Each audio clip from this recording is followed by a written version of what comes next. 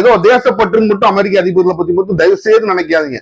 அமெரிக்க அதிபர்கள் ஒரு காரியத்தை செஞ்சாங்கன்னா தேசப்பற்றை விட அவங்களோட பிசினஸ் இன்ட்ரெஸ்ட் தான் ஜாஸ்தியா இருக்கும். அவங்க பின்னால் உள்ள பிசினஸ் நண்பர்கள் ஏதோ ஒன்று சொல்லுவாங்க, அதற்காக மிகப்பெரிய உலகத்தையே மாற்றக்கூடிய விஷயங்கள்லாம் கூட செய்யற அளவுக்கு ஒரு கேவலமான அரசியல் கொண்ட நாடு தான் அமெரிக்கா. அப்போ அமெரிக்காவுக்கு என்னன்னா ஒரு கோவம், இவ்வளவு வளமான எண்ணம் இங்க இருக்கு, இது எடுத்தா நம்ம கோடிகள்ல பில்லியன்களை சம்பாதிக்கலாம், இதை இவன் விட மாட்டேங்கிறானே, இவங்க ரெண்டு பேர் மேலேயும் கோவம். தென் அமெரிக்காவில் நிறைய லெப்டிஸ்ட் ஐடியாலஜிஸ் கொஞ்சம் வருது, எல்லா நாடுகளும் அமெரிக்காவுக்கு விரோதமா கொஞ்சம் போகுது.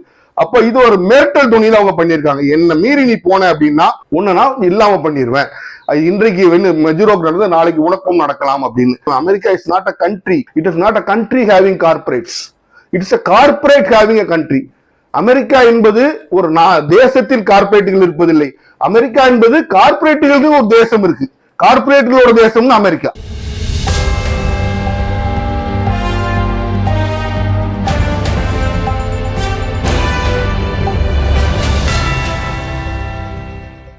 ஹலோ ஃப்ரெண்ட்ஸ், வெல்கம் டு உண்மையும் பொய்மையும். அண்ணன் சண்டை பிரசண்ட அப்படின்னு சொல்லுவாங்க இல்லையா, அதை உலக அளவுல நம்ம சொல்லணும்னா அது அமெரிக்காவை தான் சொல்ல முடியும். தான் நாடு நாசமா போனாலும் வெளியில உள்ள எல்லா நாட்டையும் அதே மாதிரி நாசமாக்கணுங்கிறதுல ஒரு முழு முனைப்போட செயல்படுற ஒரு நாடுனா அந்த நாடு அமெரிக்கா தான். தன்னோட பிரச்சனைகளை பார்க்கறது தான் எல்லா நாட்டோட கடமையும் அப்படின்னு நம்ம உலக வரலாற்றுல நம்ம பார்க்கும்போது அதுக்கு விதிவிலக்கா இன்றைக்குமே சில நாடுகள் இருந்திருக்கு. அடுத்த நாடுகளை பிடிச்சி அங்க உள்ள பிரச்சனைகளை ஊதி பெருசாக்கி அந்த நாட்டை அடிமைப்படுத்தி அந்த நாட்டை கஷ்டப்படுத்தி அந்த மக்களை பாடுபடுத்துறதுக்கு ஒரு சில நாடுகள் இருந்திருக்கு. இது என்றைக்குமே நீங்க பாத்தீங்கன்னா வெள்ளை ஏகாதிபத்திய நாடுகள் தான் அந்த வேலையை பெருமளவுல செஞ்சிருக்கு. அப்ப பிரிட்டன் விட்டுட்டு போல அந்த பணியை இன்னைக்கு செவ்வனை எடுத்து தொடர்ந்து செய்யறது அமெரிக்கா தான். அப்படி என்ன விஷயத்தை குறித்து நம்ம பாக்குறோம் அப்படின்னா, வெனிசுவேலா அதிபர் நிக்கோலஸ் மஜுரோவை அவர் நாட்டுக்குள்ள புகுந்து அதிரடி தாக்குதல் நடத்தி சட்டவிரோதமா அமெரிக்க அரசு கைது பண்ணிட்டு போற விஷயத்தை குறித்து தான் இப்ப நம்ம பாக்குறோம். சரி, இது ஒன்றும் முதல் தடவை இல்லை. அமெரிக்கா ஒரு விஷயத்தை எடுக்கும்போது நீங்க என்னைக்குமே புரிஞ்சுக்கலாம், நம்ம அதுல என்ன தப்பு இருக்கு, அவர் அங்க ட்ரக் கடத்தினாராம் அதனால அந்த நாட்டுக்குள்ள போய் பிடிச்சாங்களா, இதுல என்ன தப்பு இருக்குன்னு ஒரு கூட்ட கொக்கரிச்சுட்டு இன்னைக்கு பேசிக்கிட்டு இருக்காங்க. ஆனா இன்றைக்குமே அமெரிக்கா வெளியில ஒண்ணு சொல்லுச்சுன்னா உள்ள நடக்கிறதுக்கு நேர் மாறாதான் இருக்கும். அதுக்கு ஒரு உதாரணம் உங்களுக்கு சொல்றேன். சதாம் ஹுசேன் 2003 அவங்க ஆட்சியில இருந்து அகற்றும் போது என்ன சொன்னாங்கன்னா, வெப்பன்ஸ் ஆஃப் மாஸ் டிஸ்ட்ரக்ஷன், அதாவது மிகப்பெரிய அழிவை ஏற்படுத்தக்கூடிய ஆயுதங்கள்லாம் அவர் வச்சிருக்கிறாரு, அதனால சதாம் ஹுசேனை பிடிச்சி சதாம் ஹுசேன் பதவியில இருந்து நாங்க இறக்க போறோம்னு சொல்லி அங்க தேவையில்லாம ஒரு சண்டையை போட்டு ஈராக்ல இருந்து சதாம் ஹுசேன் பவர் இறக்கி இன்ன வரைக்கும் ஈராக்ல ஒரு இன்ஸ்டபிலிட்டின்னு சொல்லுவாங்க, அதுதான் இருக்கு. ஆனா அதுக்கப்புறம் ஈராக் முழுசும் தேடி பார்த்தாலும் ஒரு வெப்பன்ஸ் ஆஃப் மாஸ் டிஸ்ட்ரக்ஷன் கூட கிடைக்கவில்லை. இத பிரிட்டிஷ் பிரதமர் டோனி பிளேர் கூட ஒத்துக்கிட்டு உலகத்துல ஒரு பெரிய பிரச்சனை என்னைக்காச்சு இவங்க ஆட்சி மாற்றணும்னு ஒருத்தரை நினைச்சிட்டாங்கன்னா அப்ப அதுக்கு ஏதாச்சும் ஒரு காரணத்தை சொல்லிட்டு ஆட்சியை மாத்திடுவாங்க. அப்போ ஏன் இதை அவங்க பண்றாங்கன்னா ஏதோ தேசப்பற்று மட்டும் அமெரிக்க அதிபர்களை பத்தி மட்டும் தயவு செய்து நினைக்காதீங்க.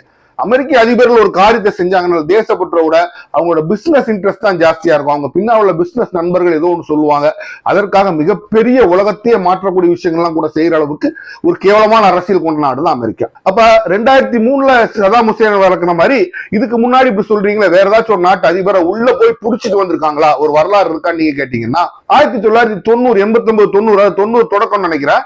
அதுல பனாமாவை சேர்ந்த அந்த சென்ட்ரல் அமெரிக்கான்னு சொல்லுவாங்க, பனாமாவை சேர்ந்த நொரியேகாங்கிற பிரசிடென்ட இதே மாதிரி அவங்க நாட்டுக்கு உள்ள போய் அவங்க அரெஸ்ட் பண்ண ட்ரை பண்ணும்போது அவரு அந்த நாட்டுல உள்ள வேட்டிகன் எம்பசியில தஞ்சம் அடைந்தார். வேட்டிகன் எம்பசினா வேட்டிகன் ஒரு சின்ன நாடு தான் இருந்தாலும் போப்போட நாடுங்கிறதுனால ஒரு நம்மள ஒண்ணும் பண்ண மாட்டாங்கன்னு அவர் அங்க போய் சேர்ந்த உடனே அமெரிக்கர்கள் அதிரடியா உள்ள உடைச்சிட்டு போகாம என்ன பண்ணாங்க அப்படின்னா, பெரிய பெரிய ஹெலிகாப்டர் சுத்தி ஓட விட்டு ஹை டெசிபிள்ஸ்ல சவுண்ட் ஸ்பீக்கர்ஸை வச்சு வேற வழி இல்லாம அங்க இருந்து அவங்க வெளியில அனுப்புற மாதிரி பார்த்து அவர் அரெஸ்ட் பண்ணி அமெரிக்காவுக்கு கொண்டு வந்து 40 ஆண்டுகள் அவருக்கு சிறை தண்டனை கொடுத்தாங்க. அவர் மேல சொல்லக்கூடிய கூட்டம் அவர் கொடுங்கோலர், அவன் அந்த நாட்டு கொடுங்கோலரா இருக்கா, உனக்கு என்ன கொடுங்கோலர், அவர் இங்க ட்ரக் கடத்தினார், இதே குறைதான் அவர் மேலேயும் சொன்னாங்க. பனாமாங்கிற ஒரு சின்ன நாடு, பனாமா ஏன் இப்ப நொரியேகாவை அவங்க அகற்றினாங்க, நொரியேகாவுக்கு அமெரிக்கா ஆகாது. பனாமா இல்லாம புரிஞ்சு பனாமா கேனல்ங்கிற அந்த பனாமா கால்வாய் இருக்கு, அந்த பனாமா கால்வாய் தான் பிசினஸ்க்கு ரொம்ப முக்கியமான அந்த கால்வாய். அந்த கால்வாய் மூலமா அமெரிக்காவுக்கு வர்ற எல்லா விஷயங்களும் வரும், தென் அமெரிக்கால இருந்து எல்லா இடத்துல இருந்து வர்ற வியாபாரம் அது மூலமா தான் போகும். அப்ப இந்த பனாமா கால்வாய் ஒரு கையில் எடுக்கிறதுக்காக தான் அந்த நொரியேகா அவங்க தூக்கி வெளில வீசி அதுக்கப்புறம் அவங்களுக்கு வேண்டப்பட்ட ஒரு அரசாங்கம் வச்சு அவங்க இன்ன வரைக்கும் மறைமுகமா பனாமா ஆண்டுகிட்டு இருக்காங்க. இப்போ வெனிசுவேலாவை நீங்க ஏன் பிடிக்கிறாங்க அப்படின்னு பாத்தீங்கன்னா, இந்த வரலாறு நீங்க கொஞ்சம் பின்னாடி போகணும். இதுக்கு முன்னால் இருந்த அதிபர் ஹியூகோ சேவஸ்னு ஒருத்தர் இருந்தாரு. ஹியூகோ சேவஸ் மக்கள் மத்தியில மிகப்பெரிய மதிப்பு உண்டு. ஹியூகோ சேவஸ் எல்லாரும் ஒரு ஃபெடரல் காஸ்ட்ரோ மாதிரி மக்கள் மதித்த ஒரு தலைவர், அவரும் கம்யூனிஸ்ட் சித்தாந்தம் கொண்ட ஒரு தலைவர். அப்ப வெனிசுவேலா மேல ஏன் பிடிச்சிருக்காங்கன்னா கம்யூனிசத்தை மட்டும் பிடிக்க அகற்றணுமா, கம்யூனிசத்தை அகற்றலாம் அவங்களுக்கு என்னமே கிடையாது. யாரும் கம்யூனிஸ்ட் வர முடியாதவங்க பாத்துக்குவாங்க.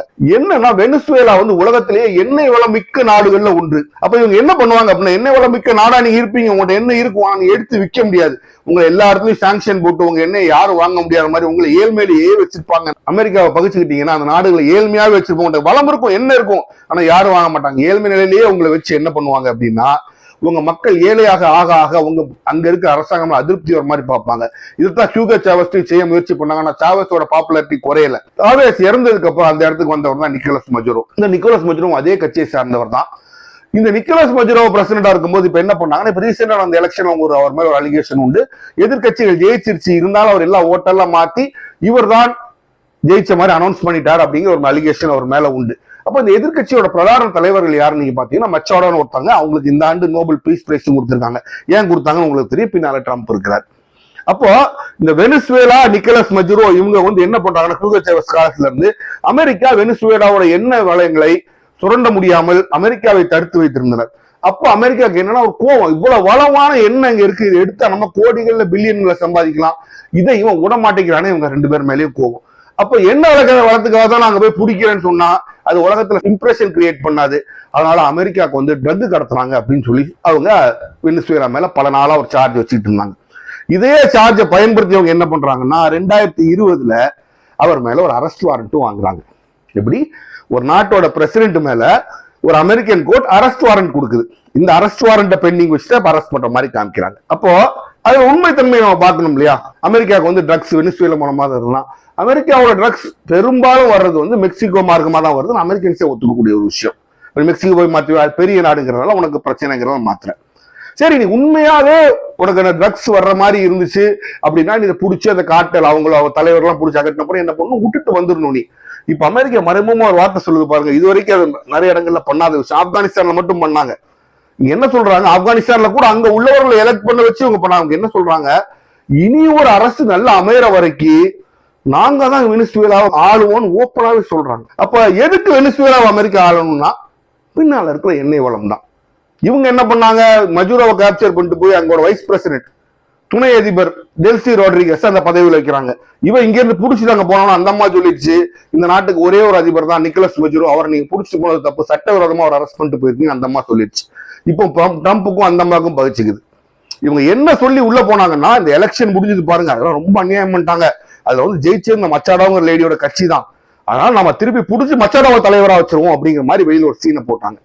ஆனா இப்ப என்ன பண்றாங்க, புடிச்ச உடனே மச்சாடோ கழட்டி விட்டாங்க. இப்ப ட்ரம்ப் கேக்குறாங்க, ஏன் மச்சாடோ பிரசிடென்ட், அந்த அம்மாக்கு அங்க அவ்வளவு பாப்புலாரிட்டி இல்ல, அந்த அம்மாக்கு அங்க அவ்வளவு பாப்புலாரிட்டி இல்ல, நீ சொல்ற உனக்கே முன்னுக்கு பின் போறனா இல்லையா? அப்ப அந்த அம்மா எலெக்ஷன் ஜெயிக்கலன்னு அர்த்தம். எலெக்ஷன் பெருவாரியான வாக்குகள் அந்த அம்மா ஜெயிச்சிருந்தா அந்த அம்மாக்கு பாப்புலாரிட்டி இருந்திருக்கணுமே, நீ கொண்டு அவங்களை வச்சிருந்துருக்கணுமே. அப்ப ரெண்டு விஷயம் இருக்கு, ஒண்ணு அது உண்மை இல்லை என்றால் நீ அந்த எண்ணெய் வளத்தை கொள்ளடிக்கணுங்கிறதுக்காக இந்த பெரிய தலைவர்கள் யாரு இருக்குன்னா மச்சாடாவையும் வெளியில வைக்கிறேன். அப்ப அமெரிக்காவோட எல்லா காய் நேரத்திலும் அவர்களுடைய பெரிய இண்டஸ்ட்ரியலிஸ்ட் கார்பரேட்ஸுக்காக நடக்குமே தவிர உலக நன்மைக்காக நடந்ததா என்றைக்குமே சரித்திரம் கிடையாது. அப்போ அடுத்து நமக்கு எழக்கூடிய கேள்வி, இந்த மஜுரோ ஒரு நாட்டோட அதிபர், அவரை அந்த நாட்டுக்குள்ள போய் தாக்குதல் நடத்தி நீங்க கேப்சர் பண்ணிட்டு போறீங்கன்னா அது ஆக்ட் ஆஃப் வார்மாங்க. அது ஒரு யுத்தத்திற்கான ஒரு யுத்தம் நடத்துவதற்கான ஒரு செயல். அது இன்டர்நேஷனல் லா படி அது தப்பு. ஆனா அமெரிக்கா இன்றைக்குமே இன்டர்நேஷனல் லாங்கிற சட்டத்தை அது மதிக்காது, அது வச்சதுதான் சட்டம். அப்ப இது எப்படி இதெல்லாம் செஞ்சுக்கிட்டு நம்ம கேட்போம். அப்ப இந்த அந்த அமெரிக்க நாட்டு நீதிமன்றங்கள் அமெரிக்காவை கொஸ்டின் பண்ணாதா அப்படின்னு ஒரு கேள்வி வரும் இல்லையா? அப்ப அமெரிக்க நாட்டு நீதிமன்றங்கள்ல ஒண்ணு பாத்தீங்கன்னா ஒரு கிரஸ் அண்ட் ஃபிஷர் டாக்டரின் ஒண்ணு வச்சிருக்காங்க. என்னன்னா, நீங்க தவறாவே ஒருத்தர் அரெஸ்ட் பண்ணிட்டு வந்தாலும் அவன் இங்கே ட்ரையல் ஸ்டாண்ட் பண்ணலாம். எப்படி ஒருத்தர் நீங்க தவறாவே அரெஸ்ட் பண்ணிட்டு வந்தாலும் அவன் நீதிமன்றத்துக்கு முன் ட்ரையல் ஸ்டாண்ட் பண்ணலாம் அப்படின்னு சொல்லி ஒரு ஜட்மெண்ட் இருக்கு. அப்ப இவங்க ஒரு தவறா அரெஸ்ட் பண்ணுவாங்க, அதை பத்தி எனக்கு பிரச்சனை இல்லை, எனக்கு நான் என்ன செய்ய முடியும், நான் ட்ரையல் நடத்தணும் அமெரிக்கா சொல்லும். ஜூரிஸ்டிக்ஷன் எனக்கு உண்டு, வரையறை எனக்கு உண்டுன்னு ஒரு கேவலமான சட்டத்தை அமெரிக்கால வச்சிருக்காங்க. அது மட்டும் இல்ல, நீங்க நல்லா புரிஞ்சுக்கணும். இப்போ அவங்க என்ன சொல்லி அந்த லூப் ஹோல் தியரிம்பாங்க. அந்த லூப் ஹோல் தியரியில என்ன சொல்றாங்கன்னா, லூப் ஹோல் டாக்டரின் அப்படின்னு சொல்லுவாங்க. அதுல என்ன சொல்றாங்கன்னா, நாங்க நிக்கோலஸ் மஜுரோங்கிறவருக்கு தான் கொடுத்தோம், ஒரு சாதாரண நிக்கோலஸ் மஜுரோ ஒரு மனிதனுக்கு தான் நாங்க வாரண்ட் இஷ்யூ பண்ணோம், வெனிசுவேலாவோட பிரசிடென்ட்டுக்கு இஷ்யூ பண்ணல. இப்போ வந்து அந்த மனிதனை தான் நாங்க அரெஸ்ட் பண்ணி கொண்டு ட்ரையலுக்கு வைக்கிறோம்னு ஒரு சப்ப கட்டு சூப்பரா கட்டுவாங்க. இந்த ரெண்டு டாக்டரின் மட்டும் இருக்குன்னு நினைச்சீங்கன்னா, இது இதோட மூணாவதா ஒரு சூப்பரான வழி எல்லா இடத்துலயுமே பண்ணுவாங்க. இதுதான் பனாமாலேயே அவங்க முதல்ல பண்ணாங்க. என்ன பண்ணுவாங்க, ஒரு நாட்டோட அதிபரை உள்ள போய் அரெஸ்ட் பண்ணிட்டு வந்து அமெரிக்கா கொண்டு வந்துட்டு அவங்களுக்கு வேண்டப்பட்ட ஒரு கவர்மெண்ட் அந்த நாட்டில் கொண்டு வந்துருவாங்க. அந்த நாட்டில் வேண்டப்பட்ட கவர்மெண்ட்டை கொண்டு வந்ததுக்கு அப்புறம் என்ன பண்ணுவாங்கன்னா, அரெஸ்ட் பண்ணிட்டு போனதுக்கு அப்புறம் அவங்களுக்கு வேண்டப்பட்ட கவர்மெண்ட்டை வச்சு அந்த கவர்மெண்ட் வந்து சரின்னு ஒரு ஆர்டர் வாங்கிடுவாங்க. அப்ப இது என்ன ஆயிரும், இந்த கிட்னாப்பிங்கிறது எக்ஸ்ட்ரடிஷன், அந்த நாடே தூக்கி வெளியில கொடுத்த மாதிரி, அந்த நாடே வந்து தூக்கி கொடுத்த மாதிரி. எப்படி நாடு நீ வெளியில போன ஒருத்தர் எக்ஸ்ட்ரடிட் பண்ணணும்னா அதுக்கப்புறம் அவனை அரெஸ்ட் பண்ணும். இது அரெஸ்ட் பண்ணிட்டு போனதுக்கு அப்புறம் இவங்களுக்குள்ள கவர்மெண்ட் வாங்கி வச்சு அரெஸ்ட் பண்ணது சரிதான், அவனை கிட்னாப் பண்ணிட்டு போனது சரிதான் ஒரு ஆர்டர் வாங்கிக்குவாங்க. அப்ப அவங்களுக்கு வேண்டப்பட்ட கவர்மெண்ட் அங்க வந்து அவங்க சொல்றதெல்லாம் செய்யும். அப்ப நிக்கலஸ் மஜுரோ நாளைக்கு வெனிசுவேலால அவருக்கு வேண்டப்பட்ட கவர்மெண்ட் வரும்போது நிக்கலஸ் மஜுரோ கடத்தி கொண்டு போனது கிட்னாப்பிங் ஆகாது, எக்ஸ்ட்ரடிஷன் தான், சட்டப்படிதான் நாங்க அந்த நாட்டை வந்து வெளில கொண்டு வந்திருக்கோம்னு உலகத்துக்கு ஒரு சப்ப கட்டுவாங்க. ஆனா இன்டர்நேஷனல் லா என்ன சொல்றது, இன்டர்நேஷனல் லா படி எந்த ஒரு நாட்டோட இறையாண்மையும் இன்னொரு நாடு வயலேட் பண்ற ரைட்டே கிடையாது. அப்படி வயலேட் பண்ணா அது தவறு, அது ஆக்ட் ஆஃப் வார் அப்படின்னு இன்டர்நேஷனல் லாவும் சொல்லுது. ஆனா அமெரிக்கா இன்டர்நேஷனல் லா படி எதுவும் வருத்தப்படுறதில்ல. அதுக்கும் அவங்க ஒரு சப்ப கட்டு வச்சிருக்காங்க. என்னன்னா இன்டர்நேஷனல் டெரரிஸ்ட் அப்படின்னு சொல்லுவாங்க. இன்டர்நேஷனல் டெரரிஸ்ட், இன்டர்நேஷனல் ராங் அப்படின்னு சொல்லுவாங்க. சில தவறுகள் எந்த அளவுக்கு பெரிதா இருக்கும்னா உலகத்தையே பாதிக்கிற அளவுக்கு பெரிதா இருக்கும்போது அந்த தவறு பண்றவங்கள உலகம் முழுசு எங்கனாலும் துரத்தி போய் பிடிக்கலாம் அப்படின்னு ஒரு சட்டம் இருக்கு. அதை காமிச்சு இவங்க நிக்கலஸ் மஜுரோவை பிடிப்பாங்க. ஆனா அமெரிக்கர்கள்ட்டே நீங்க கேட்டீங்கன்னா அமெரிக்காவோட ட்ரக் டேன்னு சொல்லுவாங்க இல்லையா, அந்த போதை மருந்து வியாபாரத்துல மிக மிக சிறிய பங்கு தான் வெனிசுவேலாக்கு, பெரிய பெரிய பங்குலாம் கொலம்பியாவுக்கும் மெக்சிகோ அந்த மாதிரி நாடுகளுக்கு தான் இருக்கு. அப்ப இந்த இடத்துல இவங்க வெனிசுவேலா பிடிச்சதுக்கு காரணம் அவர் ஆயில் வெல்த். அப்புறம் ரெண்டாவது இன்னொரு முக்கியமான விஷயம்னா தென் அமெரிக்காவில் நிறைய லெப்டிஸ்ட் ஐடியாலஜிஸ் கொஞ்சம் வருது. எல்லா நாடுகளும் அமெரிக்காவுக்கு விரோதமா கொஞ்சம் போகுது. அப்ப இது ஒரு மேட்டல் துணியில அவங்க பண்ணியிருக்காங்க. என்ன மீறி நீ போன அப்படின்னா ஒண்ணுனா இல்லாம பண்ணிடுவேன், இன்றைக்கு மெஜுரோக்கு நடந்தது நாளைக்கு உனக்கும் நடக்கலாம் அப்படின்னு. இன்னைக்கு இருக்க அர்ஜென்டினா அதிபர் தவிர கிட்டத்தட்ட எல்லா தென் அமெரிக்காவுமே அமெரிக்க தேசத்து மேல ஒரு விரோதத்துலதான் இன்னைக்கு இருக்கிறாங்க, வேற வழி இல்லாம தான் பொறுத்துட்டு இருக்காங்க. அப்போ இது ஒரு பாடமா இருக்கணும்னு அமெரிக்கா பண்ணுது. அப்ப இவ்வளவு தவறுகளையும் இந்த பண்ணிட்டு இந்த நாடு என்ன சொல்லுவாங்க, நாங்க டெமோக்ரஸி, நாங்க மெக்சிகோல டெமோக்ரஸி நாங்க மெஜுரோக்கு எடுத்து நாங்க டெமோக்ரஸி கொண்டு வர போறோம்.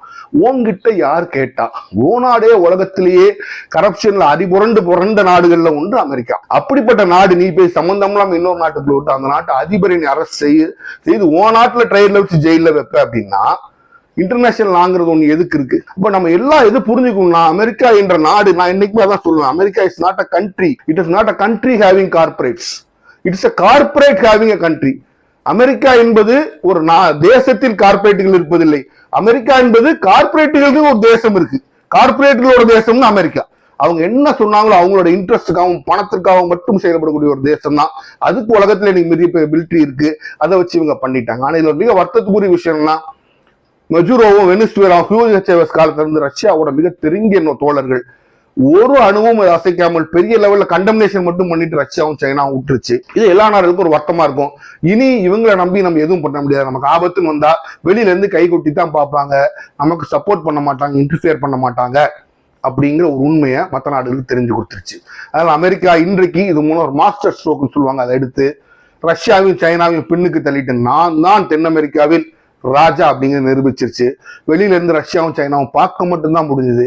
அப்போ இது அமெரிக்காவை பொறுத்த வரைக்கும் அவங்க வியாபார ரீதியாக மட்டும் இல்லாம ஜியோ பொலிட்டிக்கல்னு சொல்லுவாங்க, ஜியோ பொலிட்டிக்கல் ரேஞ்சிலும் அமெரிக்காவுக்கு ஒரு மேஜர் வெற்றி தான்.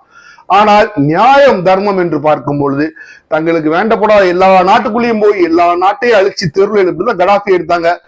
கடாஃபி ஆளும் போது லிபியா ஒரு வளமான நாடு. இன்னைக்கு லிபியா பிச்சை எடுத்து செத்துக்கிட்டு இருக்கு, ஈராக்ல பிச்சை எடுத்து செத்துட்டு இருக்கு. எங்கெல்லாம் நுழைஞ்சாங்க, சிரியா பஷார் இருக்கும் போது பரவாயில்லாம இருந்துச்சு, இன்னைக்கு சிரியால பிரச்சனை பண்ணி சிரியா இன்னைக்கு அழிஞ்சுக்கிட்டு இருக்கு. எல்லா நாட்டையும் தேரை இழுத்து தெருவில் விடுவதில் இவர்கள் வல்லவர்கள். இதைத்தான் வியட்நாம்லயும் பண்ணாங்க. ஆனா வியட்நாம் இவ்வளவு பெரிய ஆர்மின்னு சொல்றவங்களால வியட்நாம்ல வெற்றி அடைய முடியவில்லை.